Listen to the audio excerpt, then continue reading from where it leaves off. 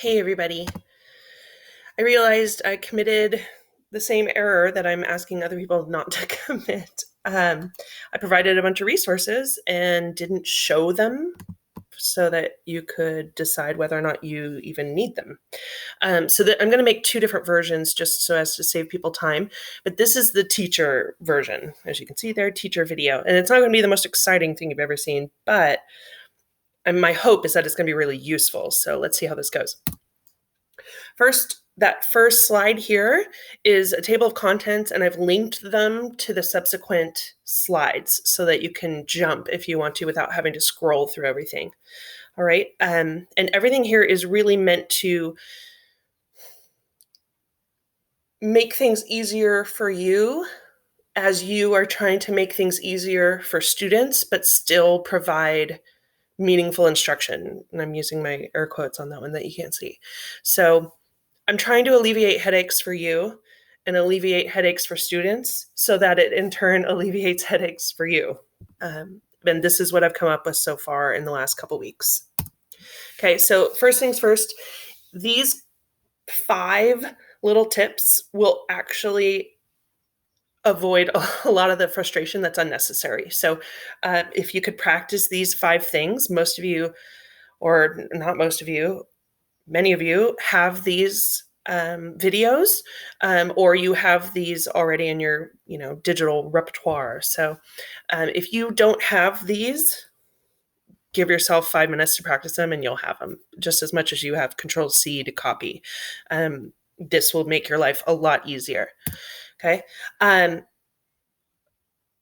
not going to share this. This is more for coaches and districts. All it basically is saying is maybe if we just cut down on all the possible tools and make sure that we use infographics first instead of jumping to a video tutorial, I think it will make it so that not as many people are as overwhelmed.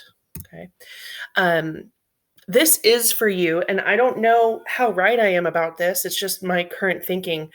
As we start to make these shifts, these temporary shifts for online learning, are we trying at this point in the year to get kids to master new skills or get them to be masters at skills that we've already introduced? So this slide will just let you kind of start going through that thinking. I'm sure that you've already been visiting that in your head. But I think that this kind of lays it out, and that way you can make a decision, especially in these first couple weeks. I haven't completely filled this one out yet, but I do think going to a skill-based assessment system, not necessarily grading because we can't be putting grades in, but just this concept of looking at skills instead of looking at each individual thing and giving feedback on each individual thing, but instead looking at the skills of students individually, in groups, or as a class. So that's there if that's at all helpful. And this is how I've been doing grades this year, and I love it. It's making my life easier, their life easier, and the skills are at the same level and even higher than in years past. So that's simple and effective right there. Let's see if I click it. Will it bring it up? Nice. Okay. So you can make a copy of this. See, it says, please make a copy. And it takes a minute for it to load. But basically, you would put the kid's name here, last name, first name. And then I've chosen 5 skills. Each grading period, I was doing 5 specific skills that we were going to really dive into. That dive was for a friend of mine who likes when we say things like that. But these are drop-down arrows. And I have made them color-coded because I'm a visual person. So if it's like, okay, so I don't know, Sam, reading comprehension, totally doing just fine, meets the grade level expectation, it turns green. To me, that's like a B. Okay. Analysis, we're still, we're working on it. We're going to get there. Embedding quotes, though, he's a master and totally can help other kids. And so I get this nice visual. And at some point, it can equate to a grade. I haven't been able to translate it into a grade. We can talk about that another time. But you have this available to you in in this, or I'd be happy to send just a link to you if you like. But this is really helpful. Right now, for what we're doing over the next few weeks, I have chosen 3, maybe 4 skills, but just I'm trying to narrow it down and be really specific. So I'm going to go ahead and close out of that. If that's something that might be useful to you. Let's see. I am going to do kind of a check-in form at the beginning of a lesson just to see how kids are doing and see if they need anything. And it's also my way of kind of taking attendance. And I'm going to send that out versus the Remind app. That way kids don't have to actually be in Google Classroom or in our Google Meet to use it, but this is what it looks like. And you can make a copy of it as well and personalize it for yourself. I would open it for you. It turns out I cannot. Okay. But I have a Google form there for you if that will make your life easier. One of the things that a teacher has asked me was, look, teachers have 180 students and at most 3 hours of office hours a week. That provides 1 minute per student. How is this going to work? And I hear it and I'm trying to find a solution, and this is the best that I've got. If we can collect information from students, right, collect a sample and collect their questions, we can kind of triage our feedback.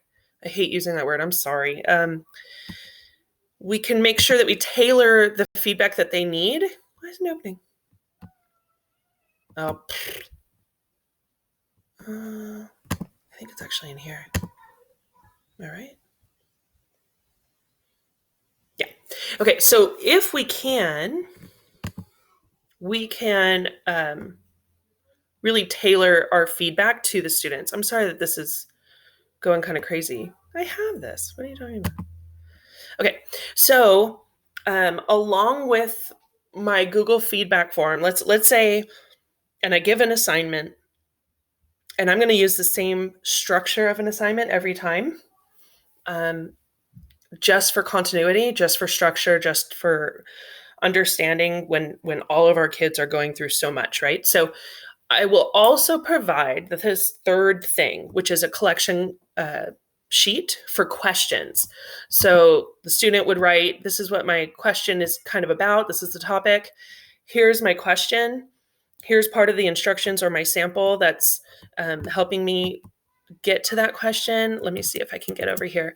And then there's another column that says, if you also have this question that another student posted, please put an X in this box. And that will let me know how many people have this same question.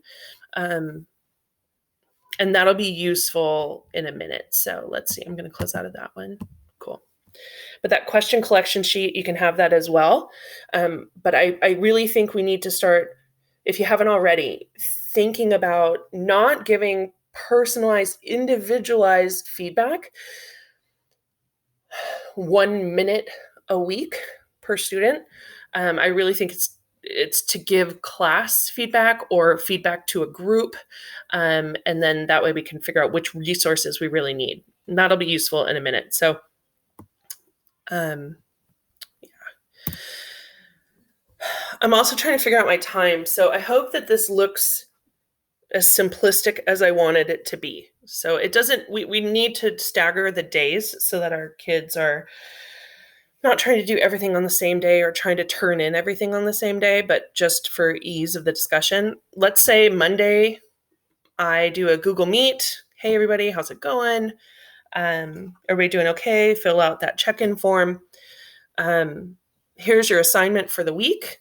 I'll be available for an hour on Wednesday, And all I'm going to do, I'm going to give them a Google Meet link. And if kids pop in, great. And if they don't pop in, great. Whatever. I just want you to know that I'm there if you need anything. And then on Friday, they would submit their work and complete that question form if they need it. And then that afternoon, I'll take a look at those questions. I'll look at the work they've provided, and then I'll either find stuff that's already created that addresses those questions and those needs, or I'll create something. But my first instinct is to go and find something that is working. And there are a lot of resources that we are all finding together. So it would be great if we could gather those and have a common place for that kind of skill building and practice that the kids are going to need. So then the next Monday, right? So I'm going to do it again. But this time my Google Meet, besides like, hey, everybody, how's it going? Here's the check-in form. These are the things that you guys said you needed and that I saw that you needed. And so that will be really helpful to you as you do this week's assignment. So I'm doing feed forward whatever you learned from these resources based on your first try. Let's apply that learning to the second try. I'll be available on Wednesday if you need anything. If you don't, cool.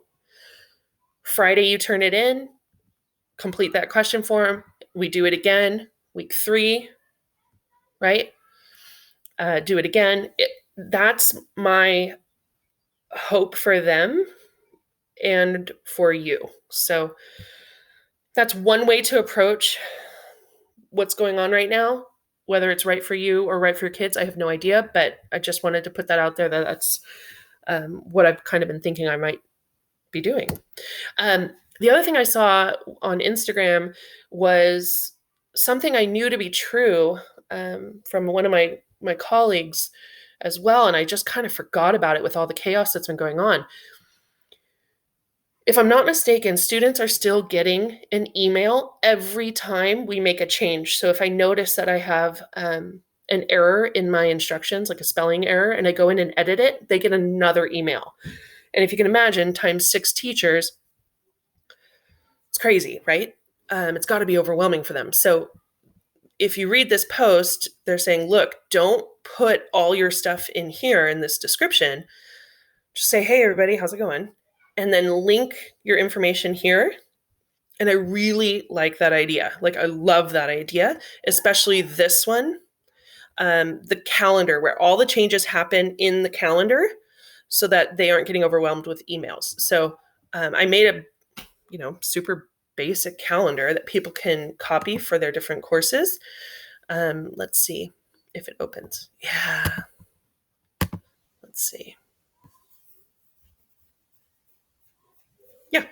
So when this opens, it's just super basic, but you could put your different assignments in here and then hyperlink it to instructions or to a video, but keep it really, really simple. And you could say like, hey, I'll be available this day. Check back this morning for the link. And I'm working on one other solution that I think might be possible. I've talked to a couple people that I consider my tech solution guru people. And so this might even become even more simplistic for the students' benefit, which I really think is important right now. So you can have that if you like. And then what else? That's it. So as of right now, that's it. I hope that that's helpful. Sorry about the back and forth trying to get these different things to load, but if you want any of these items, you're welcome to them. I think I've got the link on there. I don't, but I will send it along with this video. Anyway, I hope you're all well, and if you have any questions or you need anything, let me know.